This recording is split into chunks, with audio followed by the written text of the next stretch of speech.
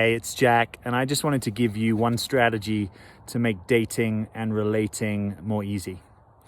And that is to become more comfortable with the pause, to become more comfortable with not knowing what you need to say next or how you need to respond, so that there's a little bit more ease, centeredness, and relaxedness in the way that you approach your dating and relating. You might have had the experience, we call it reloading, where you already know what you're going to ask or say before the other person has finished what they're saying. And whilst that might mean you feel more comfortable in the moment because you don't have to have the awkward pause, it's sort of like a short-term gain for a long-term pain. And I would actually prefer you had it round the other way, that you started to practice, what's it like for me to actually slow down, not need to know what I'm going to say, and actually really take in what the other person is saying to me, so that I can respond to them from a more authentic place. And that might be you don't have anything to say. It might be that there's another curiosity or a question that arises in you. It might be that you're going to share some experience from your own life that relates to the experience that they've just shared with you. But it's very different than getting stuck up in your head and kind of the anxiety that drives the next question. Said differently, just to maybe make this a little bit more crunchy. If you never have any space and pause in your dating, it might be really hard for you to know if it's a good person for you to relate more with, right? Because there's kind of not much space for your own intelligence to come online. Sometimes your intelligence needs a space within which to arise, right? It needs a moment to take stock, to notice, to tune in. What's going on in my heart? What's going on in my body, right? Now, we don't need to set an impossible standard.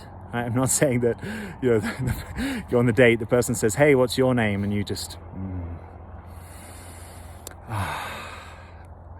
right? We don't need to get ridiculous with it.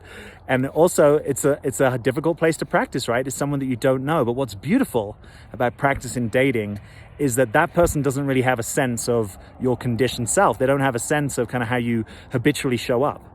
So there's a little bit more freedom to play. And in some ways, it allows you to take the pressure off of yourself that, you have to perform, you have to show up, you have to put on your best face, you have to put on your best face, you have to impress them. It's kind of like, no, let's throw that script out of the window. What's it like for you just to track yourself moment to moment in dating and not care too much about whether the other person is impressed by you or not? Because the person that really wants to be with you is going to struggle not to be impressed by you, right? They're not going to be impressed by some dance act, performance, script, automatic question, anxious questioning that you're asking them. They're actually going to be impressed by the you-ness, the suchness, uniqueness, the essence of you. So that might take a little bit of you practicing to relax and trust that. Maybe you're like, that sounds great, Jack, but I don't know if that's in reality. I need to be sexy, I need to be smart, I need to be witty, I need to be humorous.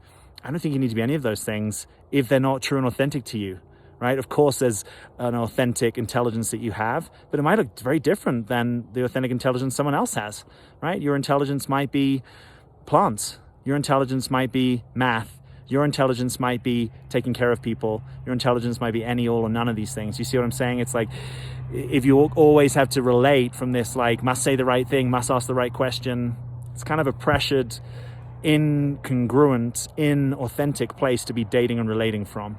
So I want you to practice the pause. I want you to practice the awkwardness, to breathe in and through the awkwardness, so that at some point it's more comfortable for you just to be slowed down with someone, so that you get better information and your authenticity can come through more, right? Whenever we're up in our head, we're thinking, we're planning, we're reloading, we're not really authentic. We're kind of nervous and anxious. And I'm not saying you don't have to be nervous and anxious. Authentically speaking, you might be very nervous and anxious, but let's include that. Maybe it's okay to be nervous and anxious. Maybe it's okay not to know what to say.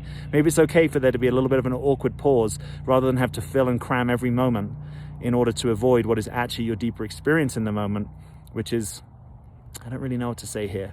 I'm just taking you in. Or thanks for sharing that. That might be the most authentic thing to say. Thanks for sharing that. You take a few moments. You know what? That actually reminds me of an experience that I had that I'd like to share with you. You might get better, more quality answers that come from when you master the pause. So let me know how this sounds. Let me know if you've practiced this. Leave me a comment. I'd love to know what your experience is. And I'm Jack. Thanks for being here.